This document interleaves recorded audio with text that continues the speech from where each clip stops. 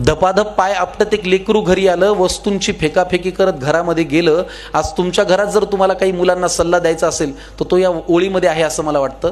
तुम्ही नीट ऐका. आई आणि मुलाचा हा संवाद आहे की धपाधप पाय आपटत एक लेकरू घरी आलं, वस्तूंची फेकाफेकी करत घरामध्ये गेलं.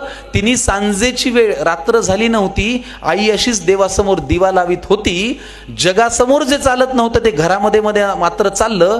बाहेर जे बोलता येत नव्हतं ते लेकरू आई समोर बोललं. म्हणाला, खोटारडी आहेस तू आई, खोट्या मार्गावर चाललीस, आजपर्यंत माझ्याशी तू खोटच बोललीस. आशीर्वाद देताना काय म्हणतेस की माझं काहीच अडणार नाही आणि माझ्या बाबतीत कधीच काही वाईट मुळी घडणार नाही. आईपासून काय लपतंय तिच्या लक्षात आलं. तिने बाळाला घोटभर पाणी प्यायला दिलं. हुंदक्यांमधून वाट काढत पाणी पोटात गेलं. आई म्हणाली, आता सांग तुला काय झालं. तो म्हणाला, लोक आई विचित्र झालेत फार, सतत सगळे माझ्यावरती खाऊन असतात खार. त्यांच्या त्या अशांत अस्वस्थ नजरा मला कळतात. जाणवतं मला माझ्यावरती ते खूप खूप जळतात. बरं, माझ्याविषयी माझ्या माघारी बोलतात लोकांजवळ, मी पुढे जातोय ना माझा माझा, का पोटात यांच्या कळ. बरं, वाईट याचं वाटतं की या वाईट लोकांचा एक संघ झालाय आणि मी वाईट वागत नसून यांनी मला बाजूला केलाय.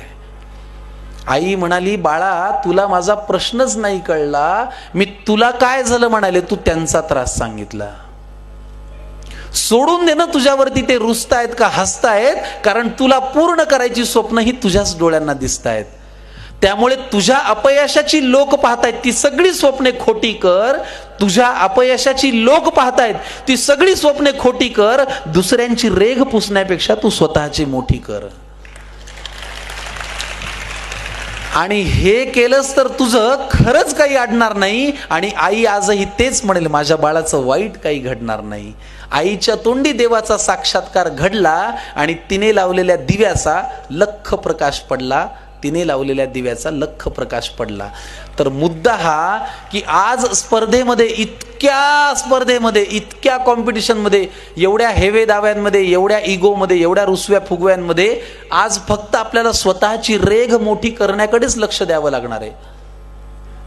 मला नेहमी प्रशांत दामले असं सांगतात, मलाही कधी कधी वाटतं की यार या लोकांची 6 पॅक बॉडी आहे, आपण सुद्धा करावी. सर मला म्हणतात, ते तुला झेपणार आहे का, तू खातोस वरण भात, तुला होणार आहे का ते. नाही. मग तुझ्याकडे काय आहे त्याचा चार्ट कर.